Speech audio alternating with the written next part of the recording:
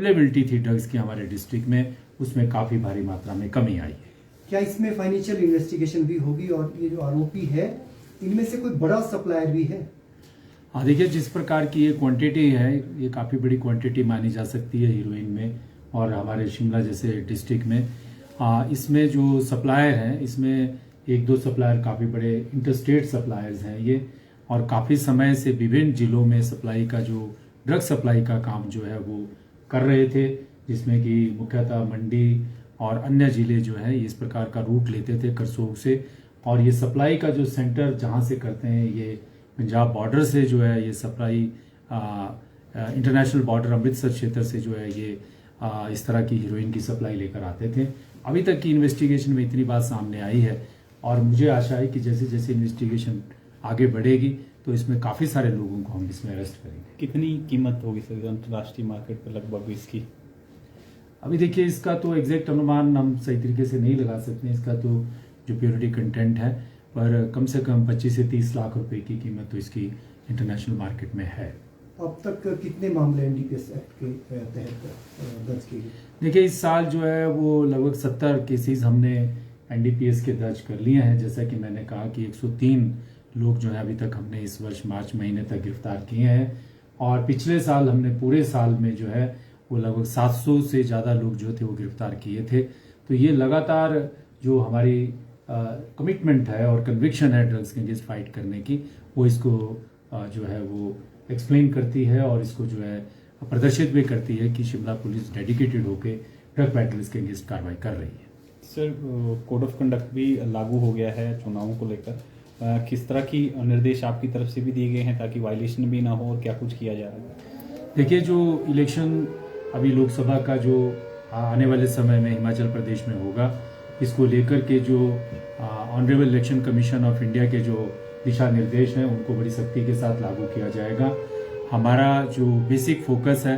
वो impartial, fair और transparent तरीके से इलेक्शन हो, ये सुनिश्चित करवाना है, और इस दिशा में जो है जितने भी सुचारू पग हमको उठाने चाहिए अभी तक हमने उठा लिए हैं। इंटरस्टेट बॉर्डर्स जो हैं और हमारी जो इंटरस्टेट जो कोऑर्डिनेशन मीटिंग्स होनी चाहिए दूसरे स्टेट के जो एडजॉइनिंग डिस्ट्रिक्ट हैं उत्तरकाशी और देहरादून, उनके साथ हमारी मीटिंग हो चुकी है। हमारे 4 इंटरस्टेट जो है वो बॉर्डर्स हैं उत्तरकाशी और देहरादून के साथ, उन पर पुलिस डिप्लॉयमेंट उनकी तरफ से और हमारी तरफ से सुनिश्चित करवाई जा रही है। इस दौरान जो है बूटलेगिंग, शराब का जो लोग तस्करी करते हैं, नशे की तस्करी करते हैं, या अन्य प्रकार की ऐसी इलीगल एक्टिविटीज़ में जो संलिप्त होते हैं जिससे प्रत्यक्ष अप्रत्यक्ष रूप से जो इलेक्शन को प्रभावित करती हों, उन सब व्यक्तियों की जो सूची है, सूचीबद्ध तरीके से हम उनके विरुद्ध कार्रवाई करेंगे, नाकाबंदी करेंगे और अनेक प्रकार के कदम ऐसे उठाएंगे जिससे कि इलेक्शन की जो प्रक्रिया है वो साफ सुथरी, फेयर, लेवल प्ले,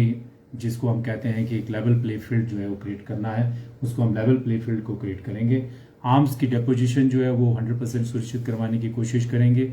जिनका गिरफ्तारी वारंट जारी हुए हैं, नॉन अवेलेबल वारंट जिन व्यक्तियों के खिलाफ जारी हुए हैं, उनकी धरपकड़ जो है बहुत जोरों से की जा रही है, और जो हिस्ट्री शीटर हैं उनके ऊपर कड़ी नज़र रखी जा रही है। एक चीज़ मैं आपके साथ शेयर करना चाहता हूं कि जो ड्रग पैडलिंग एक्टिविटीज़ के जो हिस्ट्री शीटर हैं, उन हिस्ट्री शीटर्स को भी हम नई लिस्ट एक बना रहे हैं, और इस प्रकार से डिस्ट्रिक्ट एडमिनिस्ट्रेशन के साथ जो हमारे डिस्ट्रिक्ट मैजिस्ट्रेट हैं और जो हमारे सब डिविजनल पे लेवल पे जो मैजिस्ट्रेट हैं और जो सेक्टर पुलिस ऑफिसर हैं, हम सभी का जो है बहुत बड़ा दायित्व रहता है इलेक्शन प्रोसेस जो है प्रक्रिया को सुचारू रूप से स्थापित करने के लिए, और वो सब काम हम करेंगे जिससे कि इलेक्शन जो है पीसफुली, ट्रांसपेरेंट मैनर में और इफेक्टिव तरीके से जो है फेयर तरीके से जो है सुनिश्चित हो सके। शिमला में ट्रैफिक एक बड़ा इश्यू रहता है, किस तरीके से आजकल जाम की भी समस्या आ रही है, वाहनों की संख्या ज़्यादा बढ़ गई है या फिर यातायात को प्रबंधन में कहीं ना कहीं कोई कमी रहेगी? देखिए, जो हमारा डिस्ट्रिक्ट शिमला में जो कैपिटल सिटी है उसमें जैसे ही हमारे स्कूल शुरू हुए हैं अभी पिछले कुछ समय से, उसमें नंबर ऑफ व्हीकल्स जो बसेस ट्रांसपोर्ट करती हैं, बड़ी बड़ी बसेस ट्रांसपोर्ट करती हैं स्कूल के बच्चों की को लेकर के, वो बसों की संख्या बढ़ी है। और अभी टूरिस्ट सीजन भी धीरे धीरे जो टूरिज्म है वो भी हमें पता है जैसे जैसे समर आती जाएगी वो भी बढ़ जाएगा। तो कुल मिलाकर अभी जो फोकस है हमारा उस जो लास्ट प्रीवियस ईयर में भी जिस प्रकार से हमने अपने ट्रैफिक